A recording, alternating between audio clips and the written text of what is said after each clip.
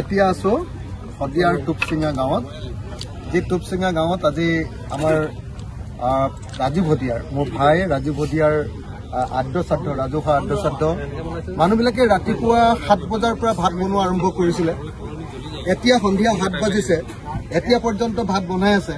আৰু চাগে 9টামান বজালৈকে বনাই থাকিব লাগিব আজি লাখ লাখ মানুহে এনেকৈ আহিছে আৰু মানুহে আহি স্বতঃস্ফূৰ্তভাৱে খুব সুন্দৰ ব্যৱস্থাপনাৰ মাজত খুব সুন্দৰভাৱে মানুহে ইয়াতে ভাত পানী খাবলৈ পাইছে সকলোৱে প্ৰসাদো পাইছে ইমান ধুনীয়া সিস্টেমেৰে সৈতে শদিয়াৰ মানুহে মানুহক আপ্যায়ন কৰিছে নহয় আজি সঁচাকে এটো বৰ হলাগ নবলীয়া ঘটনা তো বুধয় অসমৰ ইতিহাসত চৰকাৰৰ পৰা সহযোগ নোহোৱাকৈ কেৱল আৰু কেৱল মানুহৰ সহযোগিতা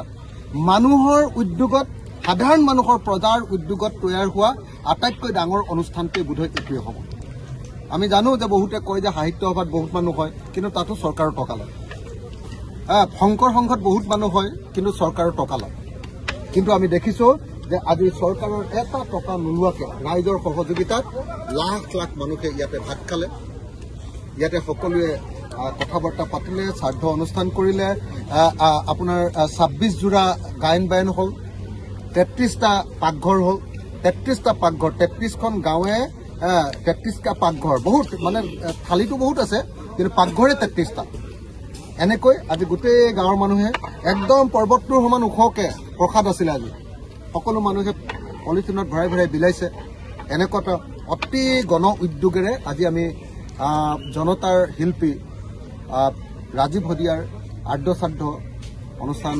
আয়োজন কৰিলো সমাপন কৰিলো আমি সেইকাৰণে মই ভাবো যে ইয়াৰ যিখন উদ্যোক্তা কমিটি অভ্যৰ্থনা কমিটি তেওঁলোক একদম কৃতজ্ঞতাৰ পাত্ৰ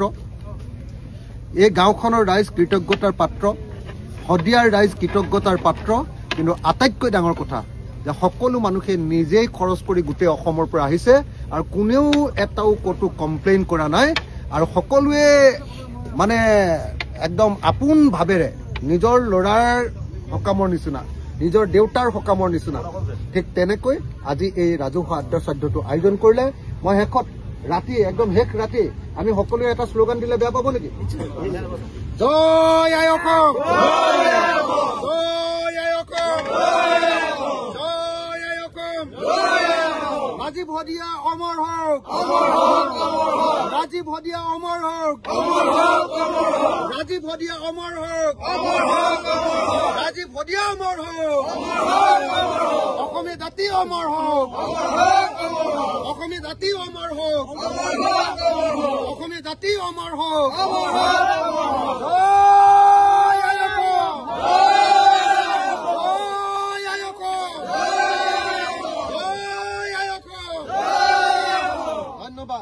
ধন্যবাদ শদিয়াবাসী ধন্যবাদ টুপচিঙা গাঁওবাসী ধন্যবাদ অভ্যৰ্থনা কমিটি আৰু ধন্যবাদ ৰাইজ আৰু ধন্যবাদ সমগ্ৰ অসমৰ পৰা অহা মানুহবিলাক সকলোকে ধন্যবাদ আৰু আটাইতকৈ বেছিকৈ ধন্যবাদ ৰাতিৰে যেতিয়ালৈকে কাম কৰি থকা এই আমাৰ ভাত কেনেকে চিষ্টেম দেখিছে নে নাই ভাত বনোৱা চিষ্টেম দেখিছে নে শদিয়াত বেলেগ চিষ্টেম দেখিলো